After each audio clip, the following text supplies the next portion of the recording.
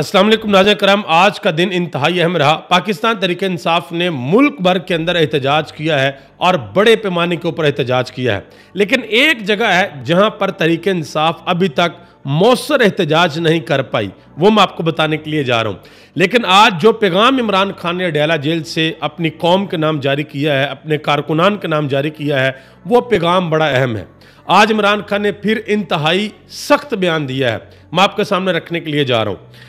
इमरान खान ने कहा कि हमारी आज़ादी में एक जंगल का बादशाह हायल है जो दस्तूर और कानून की धज्जियां उड़ाकर मुल्क में बदतरीन आमरीत कायम किए हुए है।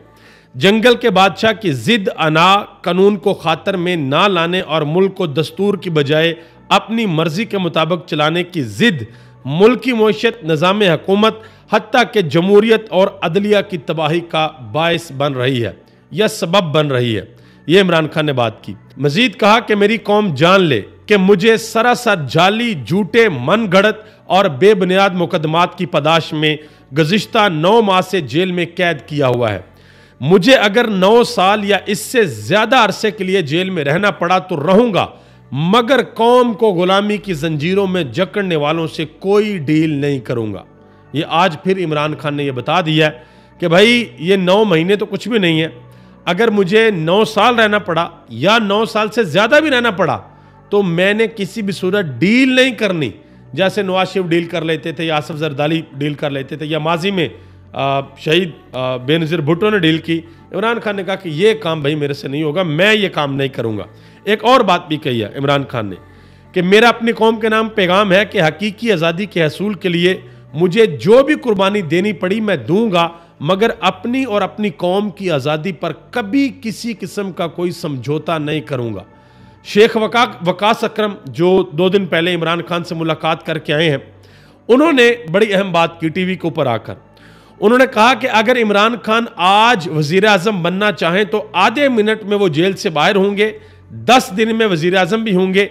लेकिन मैं इमरान खान से कल मिलकर आया हूं, वो बड़े वाज़िह हैं कि मैं किसी सूरत गुलामी कबूल नहीं करूंगा। मुझे 9 महीने क्या 9 साल भी जेल में रख लें, मैं नहीं झुकूंगा।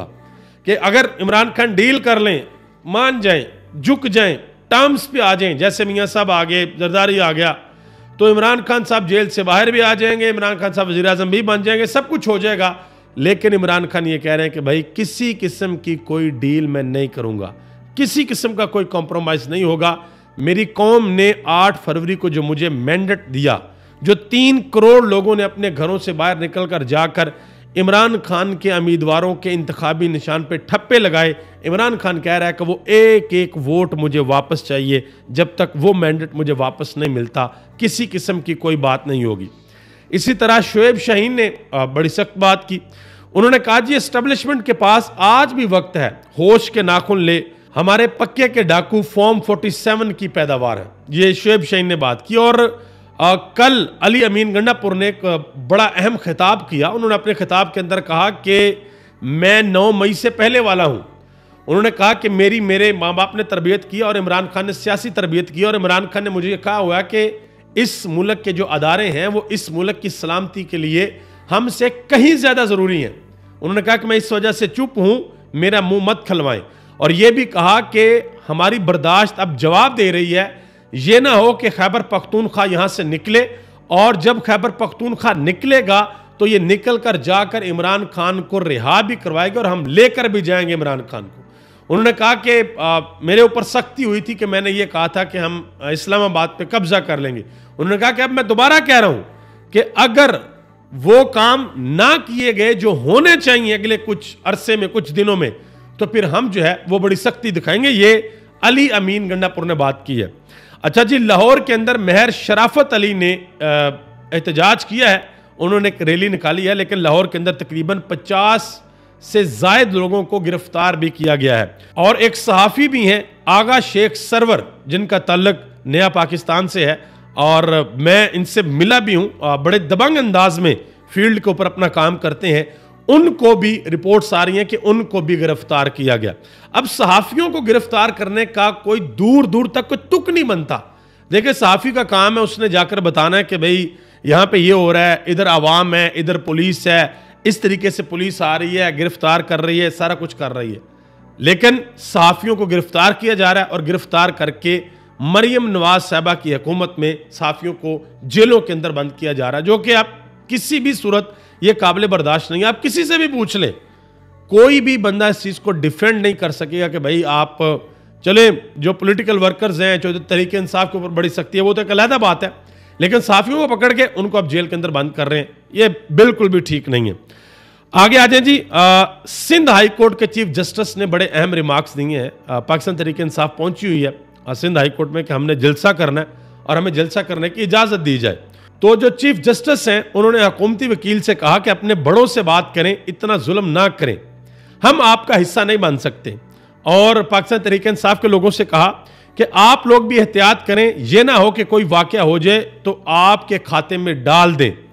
पीटीआई को जो जलसा मिलने की इजाज़त है, ये केस सब मुलतवी हो गया है। अब देखना यह है कि जलसे की इजाज़त मिलती है या नहीं मिलती है। तकरीबन एक हफ्ते बाद ये समाअत दोबारा होने के लिए जा रही है और जज साहब ने इंतज़ामिया को भी कह दिया और पीटीआई को भी कह दिया कि आप भी हाथ होला रखें, और इंतज़ामिया को भी कह दिया कि भाई आप क्यों रोक रहे हैं जलसा करने से।